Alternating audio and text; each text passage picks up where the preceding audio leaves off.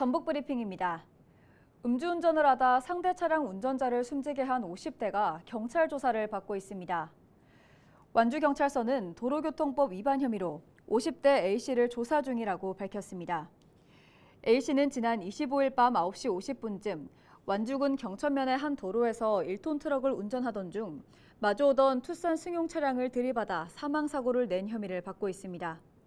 이 사고로 투싼 승용차 운전자인 60대 B씨가 숨졌고 함께 타고 있던 그의 아내는 크게 다쳐 병원으로 이송됐습니다. 경찰 조사 결과 A씨는 사고 당시 음주운전을 한 것으로 드러났으며 혈중 알코올 농도는 면허 취소 수치인 0.08%를 넘은 상태였습니다.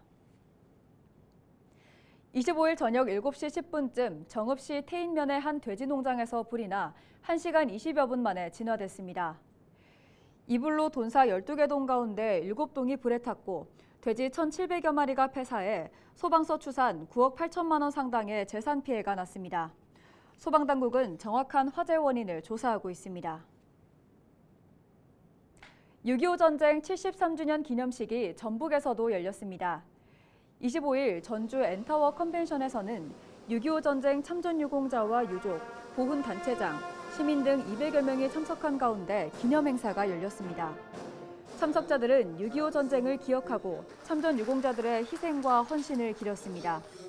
전라북도는 호국 보훈의 달인 6월 한 달 동안 국방부 유해발굴 감식단과 함께 민관군 협업 6.25 전사자 유가족 집중찾기를 진행하고 있습니다. 김관영 전북도지사가 호국 보훈의 달을 맞아 35 보병사단을 방문해 군장병들의 노고에 감사의 마음을 전했습니다. 전북도는 지난 25일 제35 보병사단을 찾아 국가와 국민의 안녕을 지키는 장병들을 위로하고 격려했습니다.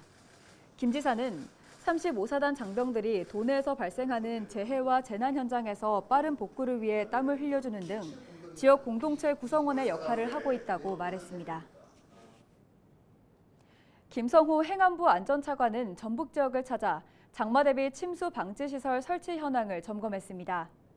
김 차관은 지난 25일 전주 남부시장 천변둔치 주차장에 설치된 침수 위험 신소관림 시스템 구축 현황을 점검했습니다. 그는 이어 다가교 일대 재난 예보 경보 시스템 구축 현장도 방문했습니다. 여름철 많은 피서객들이 찾는 완주군 고산면 무궁화 오토캠핑장도 찾은 김 차관은 야영장 통제 계획 수립도 당부했습니다. 이른바 부산 돌려차기 사건. 사건 당시 화면이 공개되면서 많은 이들의 공분을 불러일으켰습니다. 그런데 한 유튜버가 이 사건 가해자의 신상을 공개하면서 또 다른 논란에 불을 지폈습니다. 유튜버가 한 신상 공개는 적법한 절차를 따르지 않은 엄밀히 말하면 불법입니다. 불법이니까 잘못된 행동이었을까요? 누리꾼들의 반응은 제각각입니다. 알 권리와 범죄 예방을 위한 공익적인 제도가 훼손됐다는 지적이 있는 반면 국가가 하지 못하는 정의를 실현했다는 의견도 있습니다.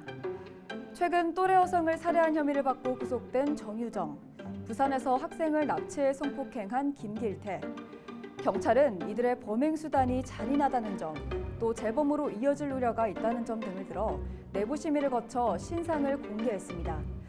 그런데 강력범죄 사범이 이들뿐일까요? 누구는 공개하고 누구는 공개 안 하고 신상 공개 기준을 보다 공정하고 객관적으로 만들어야 한다는 지적이 많습니다. 정부는 조만간 강력범죄 가해자의 신상 공개 확대에 본격적으로 나서겠다고 밝혔습니다. 물론 신상 공개만이 답은 아니겠죠. 보다 근본적으로는 범죄를 예방할 수 있는 방법이 무엇인지 깊이 있는 고민이 필요합니다.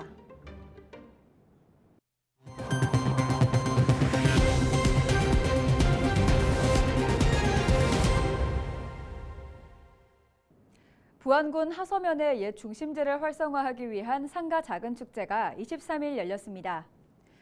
하서면 상가 시가지에서 열린 축제는 포도주잔이나 도마 만들기와 전자 현악기 공연 등 다채로운 행사로 꾸며졌습니다. 부안군이 스포츠파크에서 제26회 게이트볼 대회를 열었습니다. 이번 대회엔 동호인과 지역민 등 200여 명이 참여했습니다. 지금까지 전북 브리핑이었습니다.